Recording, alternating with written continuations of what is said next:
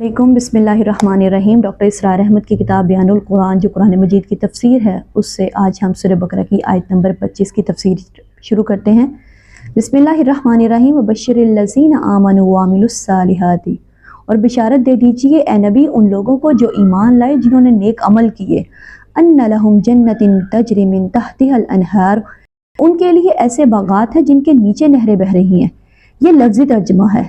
मुराद इससे ये है कि जिनके दामन में नदियाँ बहती हों, इसलिए कि फितरी बाग आमतौर पर ऐसा होता है कि जिसमें ज़रा ऊंचाई पर दरख्त लगे होते हैं और दामन में नदी बह रही होती है, जिससे खुद ब खुद आबपाशी हो रही होती है और दरख्तों की जड़ों तक पानी पहुँच रहा होता है।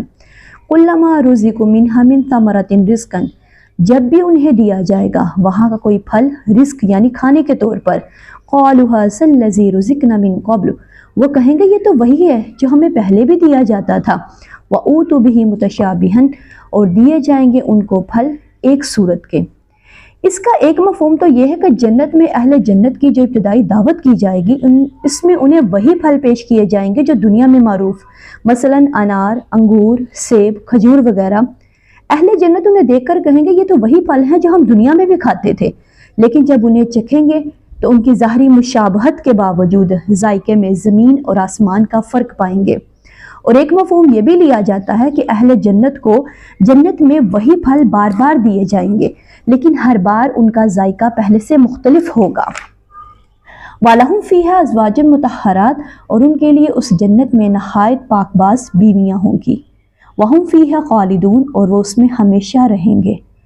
इन्नल्लाह ला यस्तही अन यदरिबा मसलन मा बाउदतन फमा फौकहा, यकीनन अल्लाह उनसे नहीं शर्माता कि बयान करे कोई मिसाल मच्छर की या उस चीज़ की जो उससे बढ़कर है।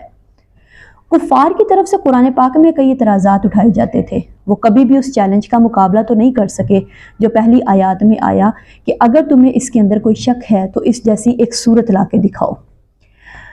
अल्लाह ताला इस आयत के अंदर एक हकीर चीज़ यानी मच्छर से तशबीह दे रहा है इस दुनिया को। अल्लाह ताला के लिए ये कोई शर्म या आर की बात नहीं है कि वो मच्छर की मिसाल बयान करे या उस चीज़ की जो उससे बढ़कर है। लफ्ज़ फौकहा इससे ऊपर में दोनों मानी मौजूद है, यानी कमतर और हकीर होने में इससे भी बढ़कर या इससे ऊपर की कोई शय, इसलिए कि मक्खी या मकड़ी बहरहाल मच्छर से बड़ी चीज़ है। फ़अम्मल लज़ीना आमनू फ़यअलमून अन्नहुल हक़्क़ु मिन रब्बिहिम, तो जो लोग साहब ईमान हैं वो जानते हैं कि ये यकीनन हक है उनके रब की तरफ से। व अम्मल लज़ीना कफ़रू फ़यक़ूलून माज़ा अरादल्लाहु बिहाज़ा मसलन, और जिन्होंने कुफ्र किया सो वो कहते हैं कि क्या मतलब था अल्लाह का इस मिसाल से। हक के जो मुनकिर हैं वह नाक मुँह चढ़ाते हैं और इतराज़ करते हैं कि इस मिसाल से अल्लाह ताला ने क्या मुराद ली है। युदिल्लु बिही कसीरन व यहदी बिही कसीरन, गुमराह करता है अल्लाह ताला इसके ज़रिए से बहुतों को और हदायत देता है इसी के ज़रिए से बहुतों को। इन मिसालों के ज़रिए अल्लाह ताला बहुत सौ को गुमराही में मुब्तला कर देता है और बहुत सौ को राह रास्त दिखा देता है। मालूम हुआ कि हदायत और गुमराही का दारोमदार इंसान की अपनी दाखिली कैफियत पर है। आपके दिल में खैर है, भलाई है, आपकी नीयत तलब हदायत और तलब इल्म की है तो आपको इस कुरान से हदायत मिल जाएगी। और अगर दिल में कजी है, नीयत में टेढ़ है और फसाद है तो उसी के ज़रिए अल्लाह ताला आपकी गुमराही में इजाफ़ा कर देगा। लेकिन अल्लाह ताला का किसी को हदायत देना, किसी को गुमराही में मुब्तला करना किसी कायदे और कानून के बगैर नहीं है। वमा युदिल्लु बिही इल्लल फासिकीन, और नहीं गुमराह करता इसके ज़रिए से मगर सिर्फ सरकश लोगों को। अल्लज़ीना यनकुदूना अहदल्लाहि मिन बादि मीसाकिही, जो तोड़ देते हैं अल्लाह के अहद को मजबूत बांध लेने के बाद। अल्लाह ताला और बंदे के दरमियान सबसे बड़ा अहद अहद अलस्त है, यानी उस दौर का यहाँ पे जिक्र किया जा रहा है आलमी अरवाह का, जब तमाम इंस रूहों ने अल्लाह ताला से वादा किया था। अलगर्ज तमाम के तमाम इंसान जितने भी आज तक दुनिया में आ चुके हैं और जो क़यामत तक भी आने वाले हैं इस अहद के वक्त मौजूद थे, लेकिन सिर्फ अरवाह की शक्ल में, जिस्मानी शक्ल में मौजूद नहीं थे। और ये बात याद रखिए कि इंसान का रूहानी वजूद मुकम्मल वजूद है और अव्वलन तख्लीक उसी की हुई थी। अहद अलस्त में तमाम बनी आदम से अल्लाह ताला ने दरियाफ्त फरमाया, क्या मैं तुम्हारा रब नहीं हूँ? सब ने एक ही जवाब दिया, क्यों नहीं।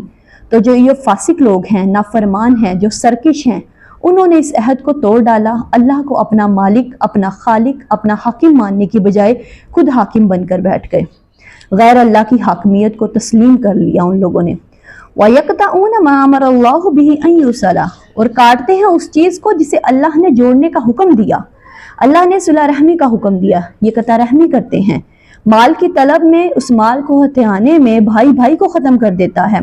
انسان اپنی ذاتی اغراض کے لیے، اپنے تکبر کی خاطر تمام اخلاقی حدود کو پس پشت ڈال دیتا ہے۔ ہماری شریعت کا فلسفہ ہے کہ ہمیں دو طرح کے تعلقات جوڑنے کا حکم ہے، حقوق اللہ اور حقوق الناس۔ حقوق اللہ کا تعلق اللہ تعالیٰ کے حقوق سے ہے، اور حقوق الناس بندوں کا تعلق بندوں کے حقوق کے ساتھ ہے۔ اللہ تعالیٰ کا حق یہ ہے کہ اسے حاکم اور مالک سمجھو اور خود اس کے بندے بنو، جبکہ انسانوں کا حق یہ ہے کہ سب آپس میں بھائی بھائی ہو کر اللہ کے بندے بن جاؤ۔ وَيُفْسِدُونَ فِي الْأَرْضِ، اور زمین میں فساد برپا کرتے ہیں۔ أُولَئِكَ هُمُ الْخَاسِرُونَ، یہی لوگ نقصان اٹھانے والے ہیں۔ كَيْفَ تَكْفُرُونَ بِاللَّهِ وَكُنْتُمْ أَمْوَاتًا فَأَحْيَاكُمْ، تم کیسے کفر کرتے ہو اللہ کا، حالانکہ تم مردہ تھے پھر اس نے تمہیں زندہ کیا۔ ثم یمیتکم ثم یحییکم ثم الیہ ترجعون، پھر وہ تمہیں مارے گا، پھر جلائے گا، پھر تم اسی کی طرف لوٹائے جاؤ گے۔ اس مقام پر ایک بڑی گہری حکمت اور فلسفے کی بات بیان کی گئی ہے جو آج نگاہوں سے بالکل اوجھل ہے، اور وہ یہ ہے کہ ہم اس دنیا میں آنے سے پہلے مردہ تھے۔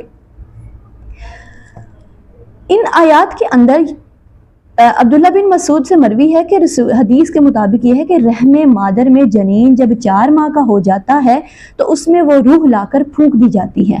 یہ گویا پہلی مرتبہ کا زندہ کیا جانا ہوگا۔ ہم اس دنیا میں اپنے جسد کے ساتھ زندہ ہو گئے، ہمیں پہلی موت کی نیند سے جگا دیا گیا، اب ہمیں جو موت آئے گی وہ ہماری دوسری موت ہوگی، اور اس کے نتیجے میں ہمارا جسد وہی چلا جائے گا جہاں سے آیا تھا، یعنی مٹی میں، اور ہماری روح بھی جہاں سے آئی تھی وہی چلی جاتی ہے۔ یہ فلسفہ و حکمت قرآن کا بہت گہرا نقطہ ہے۔ هُوَ الَّذِي خَلَقَ لَكُم مَّا فِي الْأَرْضِ جَمِيعًا، وہی ہے جس نے پیدا کیا تمہارے لیے جو کچھ بھی زمین میں ہے۔ یہ دنیا تمہارے لیے بنائی گئی ہے اور تم آخرت کے لیے بنائے گئے ہو۔ ثُمَّ اسْتَوَىٰ إِلَى السَّمَاءِ فَسَوَّاهُنَّ سَبْعَ سَمَاوَاتٍ، پھر وہ متوجہ ہوا آسمانوں کی طرف اور انہیں ٹھیک ٹھیک 7 آسمانوں کی شکل میں بنا دیا۔ وَهُوَ بِكُلِّ شَيْءٍ عَلِيمٌ، اور وہ ہر چیز کا علم رکھنے والا ہے، اسے ہر شے کا حقیقی علم ہے۔ جزاک اللہ خیر۔